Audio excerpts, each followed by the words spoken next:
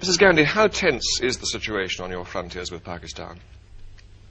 It's very serious indeed. The two armies are confronting each other. And of course, shelling has been going on for quite some time, even before I left. Do you really think it's possible that Pakistan would attack India with their present internal situations? Well, when there is the sort of chaos which they obviously have, they may take desperate action and feel that an external enemy might unite some of the people there. What about you? Is there a situation in which you might attack Pakistan? Well, I hope not. India has always tried to be on the side of peace and negotiations and so on.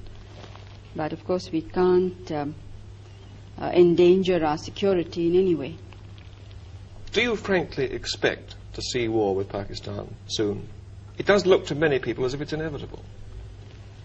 I don't think one can really give an answer to a question of this kind. Because as I said, we are trying everything possible to prevent it.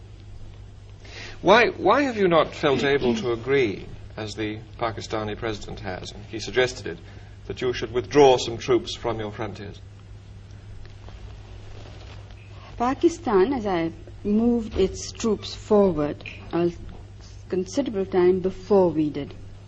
Now, while they were there on our border, nobody raised any question that this would be, it endangers peace, it endangers our country.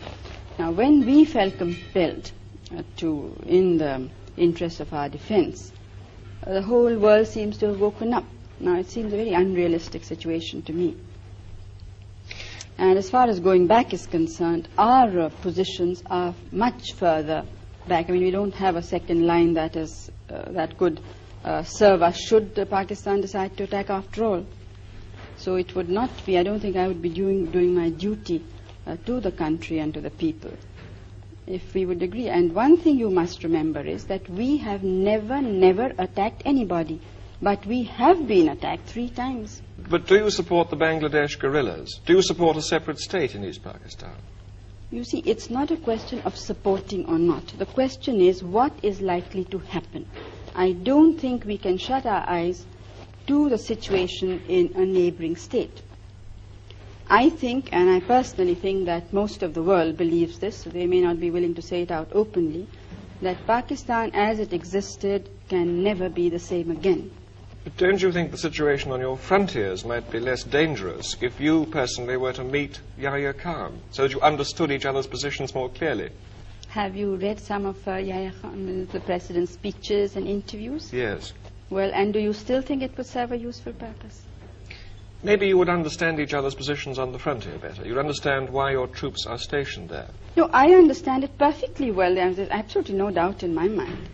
Our troops are stationed there because we were threatened by the military regime of Pakistan. In no uncertain words, there has been a situation of indirect aggression. And I don't think that you could point out to me any other head of government who in the present circumstances would have been so restrained, when the entire country is not restrained. I mean, it is great difficulty that we are holding the situation. And then what we get outside is to equate us with a government which has killed more than 1 million people, which has created conditions of barbarity which I don't think the world has very seldom seen. Perhaps against the Jews in Hitler's time, but I don't think in any other time of history has this sort of thing been witnessed. Do you see yourself somehow being drawn into this, being involved in this in some way that you might have to intervene in East Pakistan? Out of humanity, almost.